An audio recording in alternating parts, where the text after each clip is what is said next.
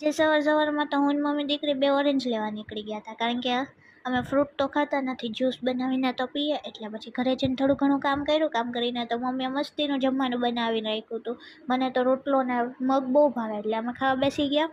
જમીન પછી બપોર પછી તો સાંજના ટાઈમે જ્યુસ પીવાનો પ્લાન હતો, તો જ્યુસ પીધું, કારણ કે કાઢવાનું હતું મારે જ, કારણ કે પીવાનું હોય અને કાઢવાનું હોય એવું હોય ઘરમાં, થોડી ઘણી સિસ્ટમ એવી હાલતી હોય. એટલે કાઢ્યું પહેલાં, પછી પીધું, ભાવતું તો નથી એટલે પી લીધું નાક બંધ કરીને.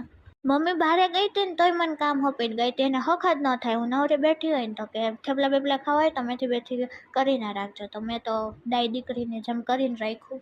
એક કામ ન પૈતું હોય ને ત્યાં તો બીજું કામ તો હપીને જ જાય. એ કે બધા મસાલા ખાલી થઈ ગયા, તો બીજા ડબ્બામાંથી મસાલા ભરીને મૂકી દે સાઈડમાં. આવું બધું કામ હોપે, બોલો. પછી કે તને જમવાનું આપું. એટલે પછી અમે ફાઇનલી ચા થેપલા ખાવા બેસી ગયા. અમારી ઘરે તો મહેમાન આવવાના હતા, તો મહેમાનની થોડી ઘણી સેવા તો કરવી પડે ને. એટલે સેટીમાંથી અમે લોકોએ ગાડલા ને ઓશિકા ને કાઢ્યું. પછી ઓશિકાને કપડાં પહેરાવી દીધા, એટલે કવર ચડાવી દીધા. પછી ભાઈ ભાભી આવ્યા હતા, તો થોડીક વાર બેઠીને એમને ચણિયાચોળી જોતા હતા. એમના મેરેજ છે કોકના, એટલે તો મેં મારા ચણિયાચોળી આપ્યા, મમ્મીની સાડી આપી, લઈ ગયા. બેસવામાં તો ક્યારે 4 વાગી ગયા ને ખબર જ ન પડી. પછી અમે નાસ્તો કર્યો. હું નાસ્તો કરતી હતી ને તો મમ્મી મારી સામું જોતી હતી કે 4 વાગ્યા તોય તને ભૂખ લાગી. તો માણા જાગે તો ભૂખ ન લાગે.